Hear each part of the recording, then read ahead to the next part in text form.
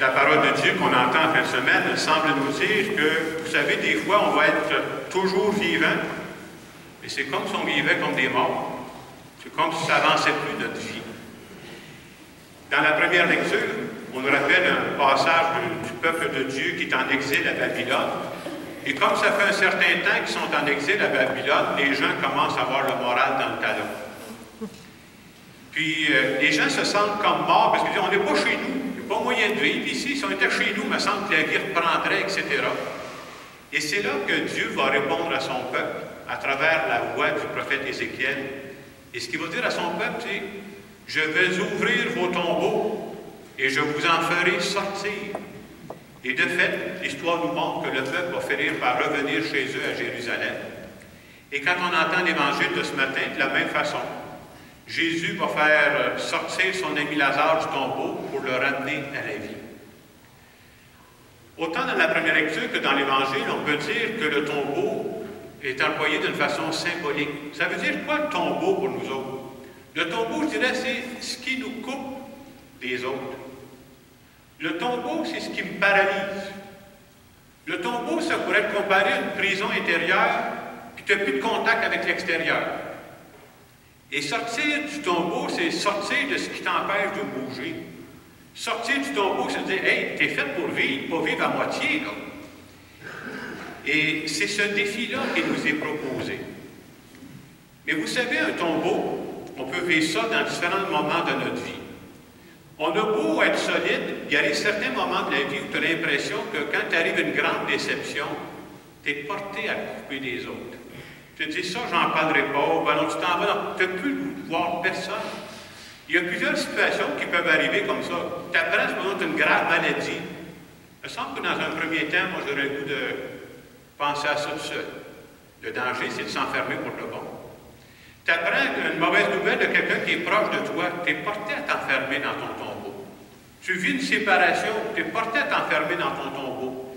Et le vrai défi, si c'est normal que dans un premier temps, on est porté à faire ça, c'est comme si la parole de Dieu nous dit, restez pas là.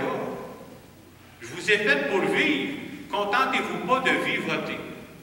Et ce matin, pour illustrer ça, j'ai pensé vous conter un peu le témoignage de quelqu'un qui aurait eu une belle occasion de s'enfermer dans son tombeau, puis ça aurait été fini. Mais ça ne fait pas vivre. L'exemple auquel j'ai pensé, c'est un animateur de télévision en France. Il est connu ici, il s'appelle Michel Drucker. Il a fait des émissions, ça s'appelle Les Champs-Élysées ou Vivement Dimanche. On peut le voir encore à TV5. Il y a quelques années, Michel Drucker a écrit un livre, son autobiographie. Et des fois, quand on regarde la vie par après, ça fait réfléchir. Lui, il contait que son père, c'est un juif qui vient d'Europe centrale. Et son père, Michel Drucker, c'était un grand médecin. Avant d'être médecin, son père, Michel Drucker, c'est quelqu'un qui a mangé de la misère. Il s'était promis, lui, dans sa vie, il dit, le jour où j'aurai des enfants, il dit, moi, mes enfants, ils vont faire des hautes études, parce que c'est le seul moyen pour pas qu'ils mangent de misère. Ça avait de l'allure, ce qu'il disait. Hein? Et Michel Drucker écrit dans son livre qu'ils sont 3 gars dans sa famille. Ses 2 autres frères, là, ça a fait des études sur ces affaires-là. Hey, à la planche, un de ses frères qui est médecin comme son père, et tout ça. Il dit, lui, Michel, l'école, ça ne marche pas. Ça ne l'intéressait pas. Alors, vous comprendrez que lui, dans sa famille, il dit, moi, j'ai été vu un peu comme le mouton noir. C'est la honte de la famille. Les autres, c'est étudie, ça a des belles notes, des gros diplômes. Puis Michel, ça ne l'intéresse pas. Tellement que son père, après un bout de temps, son père l'envoyait voir un psychiatre. Il dit, parlez donc mon gars, me semble, là. S'il se décidait à faire des études, me semble. Et quand il compte ça, il dit, pendant toutes les années de ma jeunesse, vous comprendrez que je vivais toujours en disant, tes frères ont bien réussi, mais toi, c'est pas sûr. Puis dans sa tête, son père répétait toujours, si vous ne faites pas des hautes études, tu ne pourras jamais réussir ta vie. Alors c'est sûr que ça fait un poids de traîner ça. Hein. Et pour être franc, son père ne faisait pas ça pour mal faire. Son père, pourquoi il faisait ça? Parce qu'il voulait le bien de son gars. Mais des fois, sans trop s'en rendre compte, on peut dire des paroles qui tuent des personnes. Des paroles qui enferment des gens dans un tombeau. Tu dis, en dehors de ça, il n'y a plus de vie possible.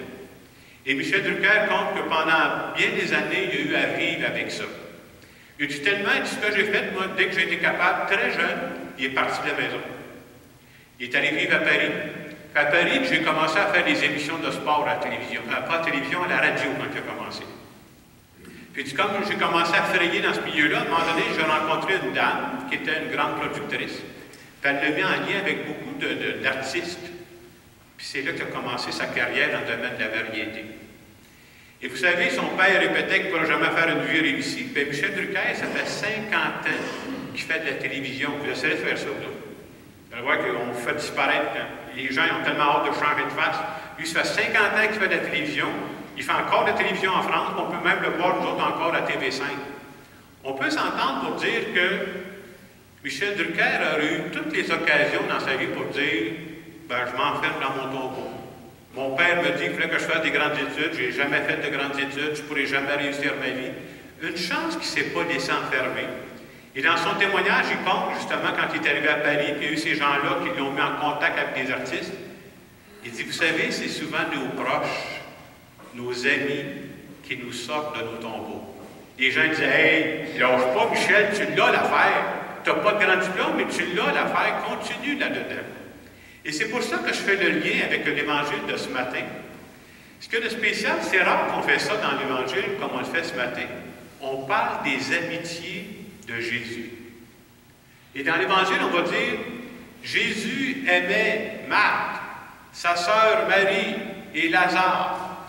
Il faut savoir que Marthe, Marie et Lazare, c'est des frères et sœurs. Ça. Puis Marthe, Marie et Lazare, ils demeuraient à Béthanie. Bon, j'ai eu la chance d'aller sur place, moi, quand j'ai fait mes études. Béthanie, là, par rapport à Jérusalem, pour vous donner une idée, c'est 30 minutes pour un bon marcheur. Moi, je suis capable de faire ça en 30 minutes. Et quand on fait attention dans les évangiles, après ça, je fais attention, on entend souvent Jésus qui monte à Jérusalem. Hein? Et quand on fait attention, on se rend compte que Jésus, quand il monte à Jérusalem, vous savez ce qu'il fait? Il fait un croche. Il passe à Béthanie. Ah oui, ses amis sont là à Béthanie. Il dit, tant qu'à monter à Jérusalem, je vais aller voir mes amis. Puis il passait du bon temps avec eux autres. Et on peut supposer que quand Jésus vivait des moments difficiles, à qui vous pensez, à qui il parlait? Il allait en parler à Marthe. Il allait en parler à Marie, il allait en parler à Lazare. C'était des gens qui étaient importants pour lui. Et c'est pour ça que ce matin, quand on voit Jésus qui se rend au tombeau de Lazare, puis il se rend compte que son ami est enfermé dans le tombeau, on dit Jésus pleura. Puis les gens autour le savaient, les gens, qu'est-ce qu'ils disent? Les Juifs disent, voyez comme il l'aimait. Et moi, je fais le lien entre les amis et le tombeau ce matin. Quelles sont les personnes qui nous aident à sortir de nos tombeaux de tristesse, à nos tombeaux de découragement? Ce sont nos amis. Si jamais il m'arrivait un coup dur, moi, dans 2 mois d'ici, dans 6 mois d'ici, j'ai un petit doute, moi, qui va m'en sortir. C'est des personnes qui sont dans ma vie présentement.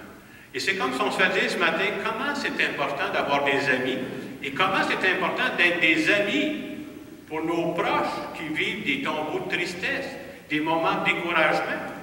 Et dans la foi, on croit en plus que Dieu, c'est comme un ami. Dieu, c'est quelqu'un qui m'accompagne à tout moment. Et des fois, les gens me demandent, Jacques, quand tu es curé, as-tu des apparitions du bon Dieu? Je ne voudrais pas vous décevoir, là, mais je n'ai jamais eu ça. Là. Mais j'ai toujours cru que certaines personnes que Dieu a mis dans ma vie, mes amis, ma famille, des collègues de travail que j'ai eus, j'ai toujours pensé que Dieu passait par ces gens-là pour m'entourer. Dieu me manifestait son amitié à travers ces personnes-là. Et dans la foi, je crois que le jour où j'arriverai au soir de ma vie, puis ça a l'air qu'ils vont me mettre dans une tombe, là, Dieu dit, m'a t'en sortir. Je ne te laisserai pas là.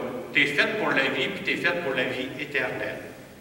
Alors, le message que je retiens en fin de semaine de cette parole de Dieu, c'est que Dieu ne veut pas que je me laisse enfermer dans mes tombeaux de tristesse, dans mes tombeaux de déception. Et c'est normal que j'en ai là, mais je ne veux pas rester là. Le Dieu que je prie, c'est le Dieu de Jésus-Christ, et c'est le Dieu de la vie. Le tombeau du découragement, le tombeau de la misère, ça s'exprime de différentes façons. Des fois, quand on est fatigué, on va dire, ben, tout ce que je fais, ça ne donne rien. Pourquoi je fais ça? Il n'y a pas personne qui prend soin de ça, puis ma vie n'a pas de sens. Dans ces moments-là, tu auras qu'une lumière qui s'allume, tu es en train de fermer le tombeau. Va voir du monde, sors de ça. Parle à tes amis.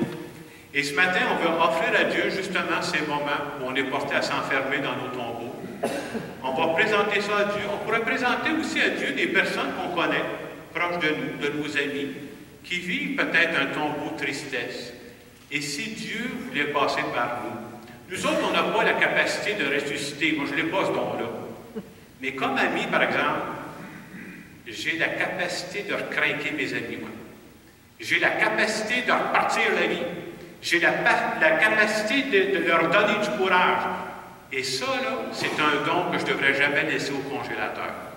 Alors, en poursuivant notre célébration, demandons à Dieu de nous accompagner dans nos tombeaux qui sont parfois difficiles et présentons à Dieu des personnes qui nous sont chères et qui vivent des tombeaux de tristesse.